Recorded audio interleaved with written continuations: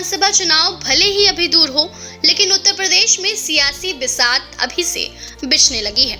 अखिलेश यादव ने महिला वोटरों को केंद्र में रखते हुए बड़ा चुनावी वादा किया है। जी हां, अखिलेश का कहना है कि समाजवादी पार्टी की सरकार बनने पर महिलाओं को हर साल 40,000 रुपए की आर्थिक मदद दी जाएगी। यानी 5 साल के कार्यकाल में एक महिला को कुल 2 लाख रुपए तक देने का वादा किया गया है। और इसी के साथ अखिलेश ने शिक्षा व्यवस्था को लेकर भी बड़ा ऐलान किया है। आज भरोसा दिलाता हूं कि जहां स्त्री सम्मान समृद्धि योजना लागू की जाएगी, ये आदि आबादी की पूरी आजादी का संकल्प है और उन्हें हर साल 40,000 रुपए देकर के उन्हें आगे बढ़ाने का काम समाजवादी सरकार में होगा। समाजवादी सरकार में समाजवादी पेंशन महिलाओं को शुरू की गई थी, जिसमें 500 रुपए सीधे उनके अकाउंट में भेजा जाता था और भविष्य में यह तय किया था कि इसको लगातार बढ़ाया जाएगा। इसीलिए पिछली बार जब हमारा घोषणा पत्र बना था तो उसमें बढ़ा करके लिखा था, और इस बार मैनिफेस्टो में जो जा रहा है वो है 40,000 हर साल, और बढ़ेगा भी आने वाले समय में। लेकिन सवाल सिर्फ 40,000 रुपए का नहीं, सवाल ये है कि अखिलेश यादव इस घोषणा के जरिए किस वोट बैंक को साधना चाहते हैं। बता दें, उत्तर प्रदेश में महिला मतदाता किसी भी चुनाव का बड़ा फैक्टर है। पिछले कुछ चुनावों में महिला वोटिंग और महिला केंद्रित योजनाएं लगातार राजनीतिक दलों के एजेंडे में सबसे ऊपर रही हैं। ऐसे में अखिलेश का 40,000 रुपए सालाना देने का वादा सीधे महिलाओं के आर्थिक हित से जोड़कर देखा जा रहा है। खास बात यह है कि ये ऐलान सिर्फ आर्थिक मदद तक सीमित नहीं रखा गया।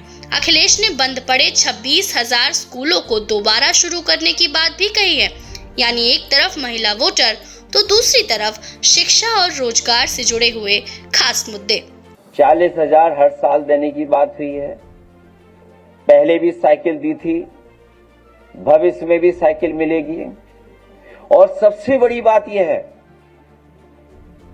कि बंद किए हुए 26,000 प्राइमरी स्कूल पुनः शुरू किए जाएंगे।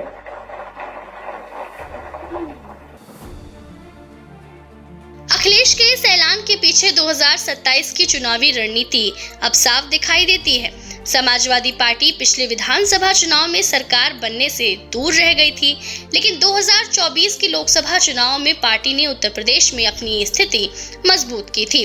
अब विधानसभा चुनाव से पहले समाजवादी पार्टी की कोशिश है कि लोकसभा चुनाव में मिले समर्थन को विधानसभा तक ले जाया जाए, और इसमें महिला वोटर बेहद अहम है।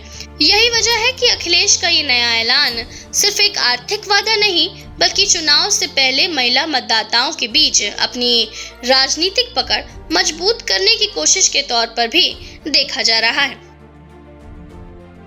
लेकिन जैसे ही अखिलेश यादव ने 40,000 रुपए सालाना देने का ऐलान किया, बीजेपी की तरफ से भी पलटवार शुरू हो गया। बता दें, बीजेपी का सवाल ये है कि चुनावी वादे करना आसान है, लेकिन उन्हें जमीन पर लागू करने के लिए पैसा कहां से आएगा? भाई पहले क्यों नहीं दिया था जब सत्ता में थे? तो देगी। यहाँ पे योगी जी ऑलरेडी दे रहे हैं, दोनों में बहुत अंतर है। यानी अब बहस 2 हिस्से में बट गई है। जी हाँ, एक तरफ समाजवादी पार्टी अपने वादे को महिला सशक्तिकरण और आर्थिक मदद से जोड़ रही है, तो दूसरी तरफ बीजेपी सवाल उठा रही है कि इतनी बड़ी रकम देने के लिए सरकार पर कितना वित्तीय बोझ पड़ेगा और इस योजना का आधार आखिर क्या होगा। दरअसल उत्तर प्रदेश की राजनीति में अब मुकाबला सिर्फ जातीय समीकरणों तक सीमित नहीं है। महिलाओं के लिए मुफ्त यात्रा हो, सीधे आर्थिक सहायता हो, गैस सिलेंडर हो या फिर रोजगार और शिक्षा की योजनाएं, हर पार्टी महिला वोटरों को अपने पाले में लेने की कोशिश कर रही है। ऐसे में अखिलेश यादव का 40,000 रुपए वाला वादा 2027 के चुनावी एजेंडे को एक नई दिशा दे सकता है। लेकिन बड़ा सवाल ये है कि क्या सिर्फ आर्थिक मदद का वादा महिला वोटरों को समाजवादी पार्टी के पक्ष में खींच पाएगा, या फिर महिला वोटर सरकार के कामकाज, सुरक्षा, महंगाई, रोजगार और कल्याणकारी योजनाओं को भी साथ में तोलेंगे। अब बीजेपी की चुनौती ये है कि वो इस वादे का राजनीतिक जवाब कैसे देती है। क्या बीजेपी भी महिलाओं के लिए कोई नया बड़ा ऐलान करेगी?